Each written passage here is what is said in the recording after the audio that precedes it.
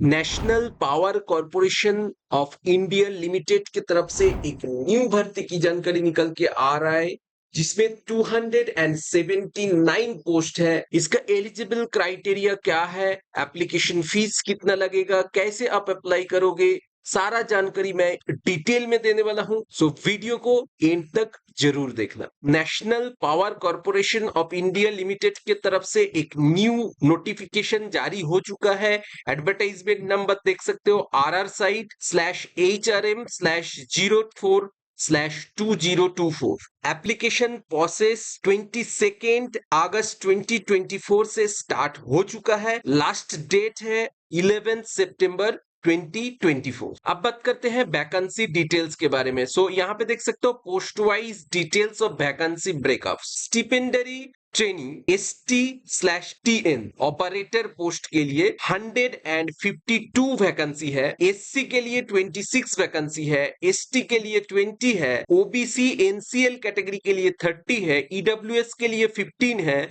Unreserved category के लिए 61 vacancy है, PWD के लिए 7 वैकेंसी है। ये जो है करेंट वैकेंसी है और बैकलॉग वैकेंसी देख सकते हो एक है। तो टोटल जो वैकेंसी है 153 वैकेंसी है जो कि ऑपरेटर पोस्ट के लिए वैकेंसी निकला है। इसके बाद मेंटेनर पोस्ट में जो वैकेंसी है देख सकते हो 115 वैकेंसी है, जिसमें SC के लिए 19 वैकेंसी है, ST के लिए 14 वैकेंसी है, OBC NCL कैटेगरी के लिए 23 वैकेंसी है, EWS के लिए 11 वैकेंसी है, अनरिजर्व के लिए 48 वैकेंसी है एंड PW के लिए 5 वैकेंसी है। बैकलॉग वैकेंसी में टोटल 11 वैकेंसी है, जिसमें से ST के लिए 6 वैकेंसी है एंड PWD के लिए 5 वैकेंसी है। टोटल 126 वैकेंसी है। सो टोटल 279 वैकेंसी निकला है जो कि ऑपरेटर एंड मेंटेनर पोस्ट के लिए। इसके बाद यहां पे देख सकते हो डिसिप्लिन वाइज वैकेंसी डिस्ट्रीब्यूशन, मतलब कौन से डिसिप्लिन में वैकेंसी कितना है वो भी यहाँ पे मेंशन किया गया है, जो कि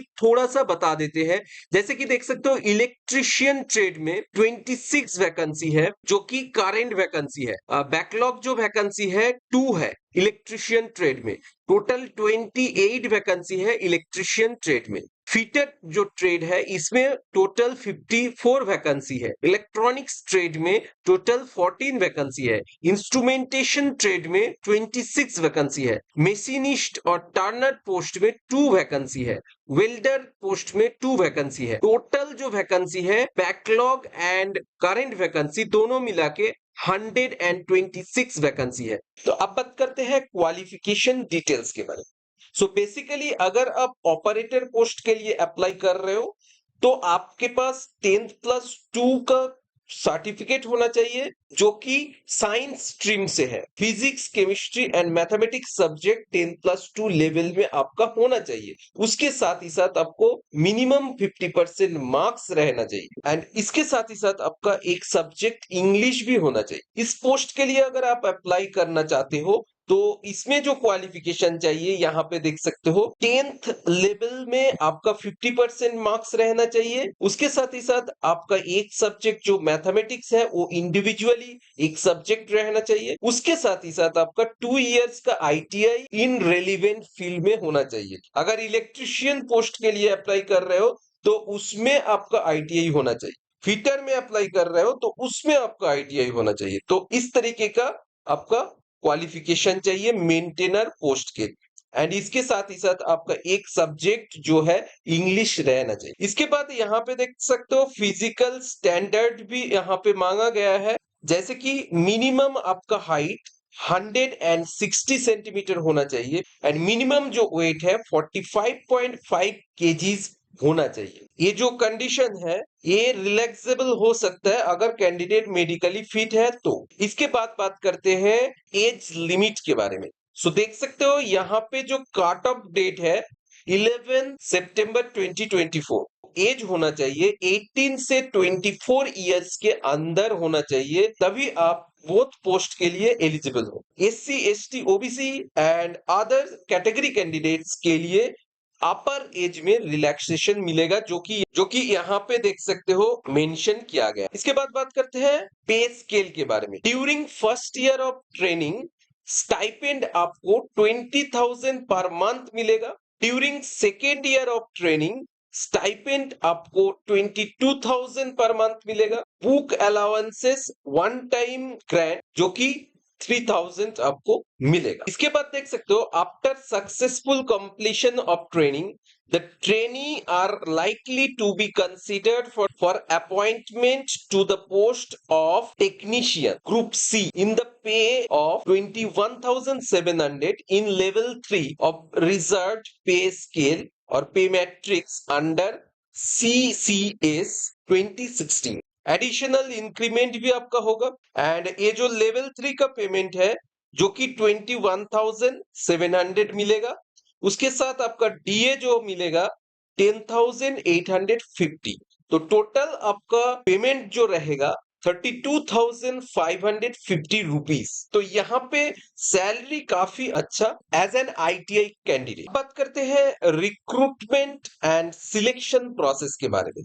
तो यहाँ पे देख सकते हो स्टेज 1 जो प्रिलिमिनरी टेस्ट होगा उसमें 1 आवर ड्यूरेशन रहेगा।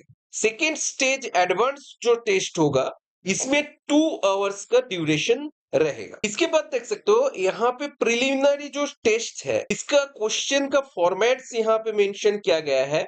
जैसे कि मैथमेटिक्स में आपका 20 क्वेश्चंस रहेगा, साइंस में आपका 20 क्वेश्चंस रहेगा, जनरल अवेयरनेस में आपका 10 क्वेश्चन रहेगा। टोटल 50 मल्टीपल चॉइस क्वेश्चन रहेगा। 1 आवर्स का आपका टाइम ड्यूरेशन रहेगा। 3 marks shall be awarded for each correct answer and 1 marks will be deducted for each incorrect answer. तो यहाँ पे नेगेटिव मार्किंग भी है। अब देखो क्वालिफाइंग जो मार्क्स रहेगा जो कि जनरल के लिए 40% एंड बाकी कैटेगरी कैंडिडेट्स के लिए जैसे कि यहाँ पे मेंशन है 30%।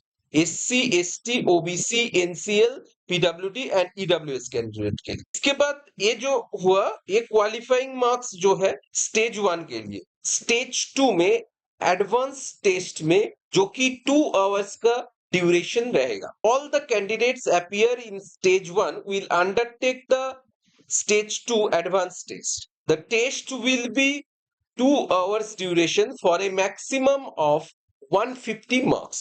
तो 2 hours duration रहेगा जो कि 150 मार्क्स का क्वेश्चन रहेगा। यहाँ the level of the question will be based on the syllabus in HSC और आईएससी।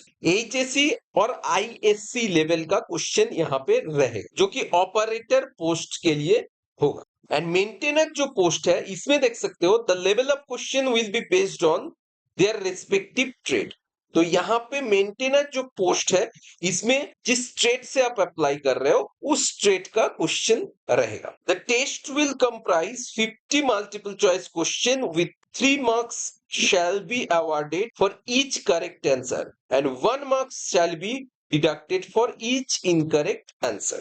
क्वालिफाइंग स्टैंडर्ड यहाँ पे मेंशन किया गया है, देख सकते हो जनरल कैटेगरी के लिए 30% and SC, ST, OBC, PWD and EWS candidate के लिए 20% मार्क्स कंसीडर किया जाए। The stage 2 examination will be considered for evaluation only if the candidate qualify stage 1 examination. मतलब आपको स्टेज 1 को क्वालिफाई करना होगा तभी आपका स्टेज 2 का मार्क्स को कंसीडर किया जाएगा, अदरवाइज कंसीडर नहीं किया जाएगा। There will not be any skill test for operator post for which the prescribed qualification is HSC or IS। The number of candidates shortlisted for physical standard test, document verification after written examination will be 3 times of the number of vacancy for each category। तो जितना vacancy है उसका 3 times यहाँ पे बुलाया जाएगा physical test और document verification के लिए। इसके बाद देख सकते हो जो मेंटेनर पोस्ट है based upon the merit list of prepared after stage 2 candidate will be shortlisted for skill test. अब देखो इस स्किल टेस्ट के बारे में भी यहाँ पे लिखा हुआ है only for the post of maintainer. तो सेकेंड जो पोस्ट था उस पोस्ट के लिए आपको स्किल टेस्ट से गुजरना पड़ेगा। Based upon the merit list prepare after stage 2 candidate in each trade shall be shortlisted for skill test. Skill test जो है यहाँ पे देख सकते हो क्वालिफाइंग जो मार्क्स है, जनरल कैटेगरी के लिए 50% क्वालिफाइंग मार्क्स है, SC ST OBC NCL PWD and EWS category के लिए 40% मार्क्स है। फर्स्ट जो ऑपरेटर पोस्ट है इसमें 2 स्टेज का आपका एग्जामिनेशन होगा। फर्स्ट स्टेज में प्रिलिमिनरी टेस्ट होगा एंड सेकेंड स्टेज में एडवांस टेस्ट होगा। अगर आप दोनों क्वालिफाई करते हो तो आपको physical standard test and document verification के लिए बुलाया जाए एंड इसके माध्यम से सिलेक्शन प्रोसेस होगा। सेकेंड जो पोस्ट है मेंटेनर, इसमें देखो एक रिटेन टेस्ट होगा जो कि स्टेज 1 एंड स्टेज 2 के माध्यम से होगा। प्रिलिमिनरी टेस्ट एंड स्टेज 2 में एडवांस टेस्ट होगा।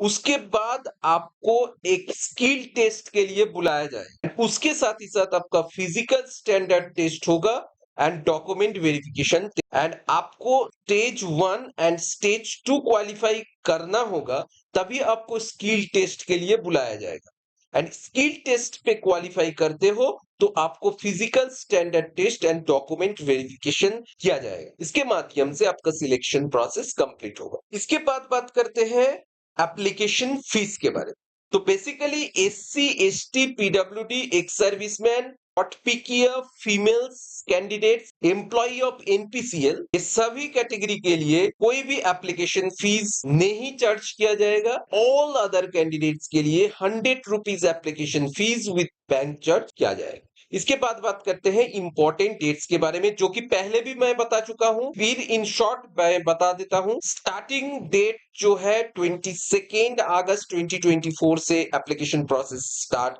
हो चुका है। लास्ट डेट है 11 सितंबर 2024। एप्लीकेशन फीस को पेमेंट कर सकते हो 22 अगस्त 2024 से लेके 11 सितंबर 2024 तक। अब बात करते हैं कैसे आप ऑफिशियल नोटिफिकेशन को डाउनलोड करो। बहुत ही सिंपल है ऑफिशियल नोटिफिकेशन डाउनलोड करना। आप डायरेक्टली डिस्क्रिप्शन पे एक लिंक मिलेगा, वहीं पे आप क्लिक करोगे तो आप इस आर्टिकल पे पहुंच जाओगे।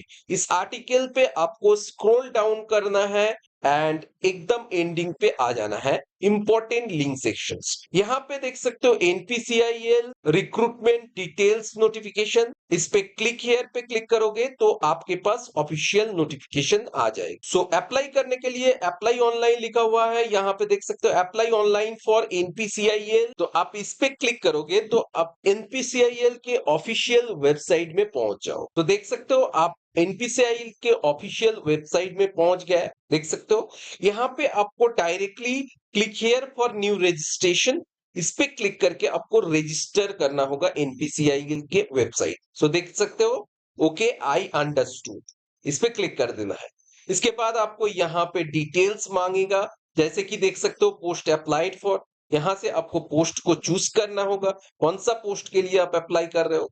इसके बाद आपको यहां से कैटेगरी को चूज करना है, कौन सा कैटेगरी से बिलोंग करते हो उसको आपको चूज करना है। इसके बाद आप देख सकते हो फिजिकली हैंडीक्राफ्ट हो तो यस करना है, नहीं तो नो कर देना है। इसके बाद देख सकते हो डिसिप्लिन को आपको चूज करना है, कौन सा डिसिप्लिन के लिए अप्लाई कर रहे हो।